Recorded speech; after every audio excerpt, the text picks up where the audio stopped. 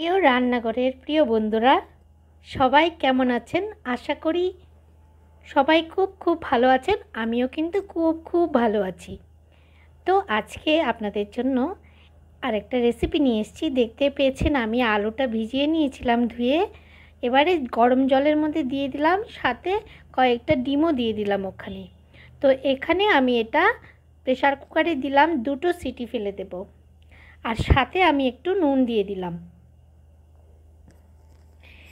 এবারে ঢাকাটা লাগিয়ে দিয়ে আমি 2টো সিটি ফেলে দেব।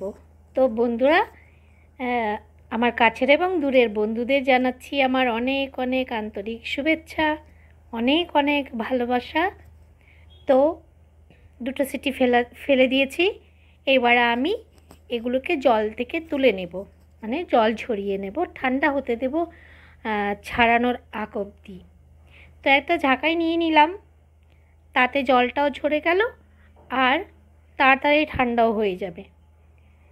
তো এবারে আমি ডিমগুলোকে সাইড করে আলুগুলোকে ছাড়িয়ে নেব। বন্ধুরা, আমার চ্যানেলটিতে আপনি যদি নতুন হয়ে থাকেন তো সাবস্ক্রাইব করে বেল আইকনটা প্রেস করে সাথে থাকবেন আর দেখতে থাকুন। আর যদি আমার রান্নাটির কোনো অংশ যদি আপনার ভালো লেগে থাকে তাহলে প্রচুর প্রচুর শেয়ার করে দিন বন্ধুদের সাথে, আত্মীয় স্বজনদের সাথে। আর সাথে কিন্তু বেল আইকনটা প্রেস করে রাখবেন।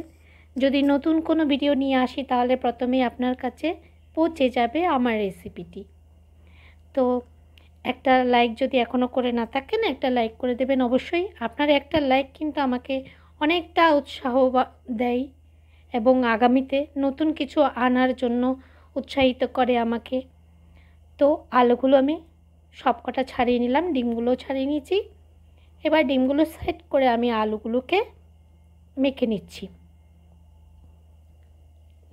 মানে আলুগুলোকে ম্যাশ করে নিচ্ছি।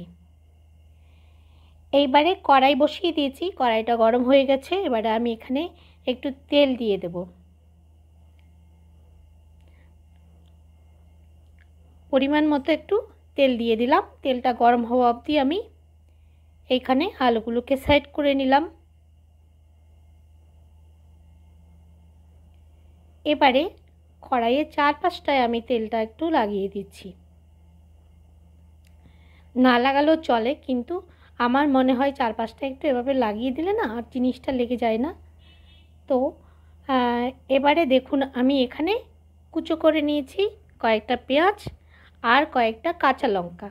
চাইলে আপনারা শুকনো লঙ্কাও ব্যবহার করতে পারেন, আমিও মাঝে মধ্যে করি। আজকে একটু কাঁচা লঙ্কা দিয়ে দিচ্ছি, অনেকটা কাঁচা লঙ্কা বাড়িতে ছিল তাই দিয়ে দিলাম।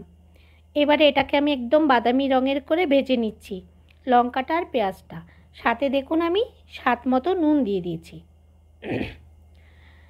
এরপর এটা যখন বাদামি রঙের হয়ে গেছে আমি আরও একটু ভালো করে নেড়ে চেড়ে দিচ্ছি। একদম বাদামি বাদামি হয়ে গেছে ভেজে। এবারে আমি আলুটা দিয়ে দিচ্ছি, আলুটা দিয়ে পেঁয়াজের সাথে বেশ ভালোভাবে মেখে দেব। তো বন্ধুরা, আপনাদের কমেন্ট পাচ্ছি, লাইক পাচ্ছি, কিন্তু আমি প্রত্যেকটা ভিডিওতে বলে যাচ্ছি যতটা কমেন্ট হয় ততটা লাইক কিন্তু হয় না। তো প্লিজ প্লিজ একটা লাইক করে দিন আমার রান্নাটিকে দেখে। তো এরপরে যেটা দিচ্ছি, মানে এটা অনেকক্ষণ ধরে টানিয়ে রঙটাও দেখতে পেয়েছেন একটু অন্যরকম হয়ে গেছে, হলদে হলদে হয়ে গেছে রঙটা। তো এখানে আমি ডিমটা দেখুন একটু কাঁটা চামচের সাহায্যে ভেঙে নিচ্ছি ডিমটাকে। এটা গরম ভাতে কিন্তু অসাধারণ লাগে, সাথে যদি একটু ঘি দিয়ে দেন আরও অপূর্ব। আর কিছু লাগে না এটা ছাড়া। তো আমাদের ঘরে সব সময় হয় এই রেসিপিটি, তো আপনাদের ঘরেও নিশ্চয় হয়। তো কেমন লাগলো আমার এই রেসিপিটি কিন্তু অবশ্যই কমেন্ট করে জানাবেন। আর আমার সাথে থাকবেন, এতক্ষণ সাথে থাকার জন্য অসংখ্য ধন্যবাদ জানাচ্ছি আপনাদেরকে। এবং দূরের এবং কাছের বন্ধুদেরও অসংখ্য ধন্যবাদ জানাচ্ছি। রেসিপিটি কেমন লাগলো অবশ্যই কিন্তু কমেন্ট করে জানাবেন, আর অনেক অনেক অনেক অনেক শেয়ার করে দেবেন। তো অবশেষে আবারও অনেক ভালোবাসা জানিয়ে আজকের মতো আমি আমার ভিডিওটা এখানেই শেষ করছি। এতক্ষণ সাথে থাকার জন্য অসংখ্য ধন্যবাদ। ভালো থাকবেন, সুস্থ থাকবেন।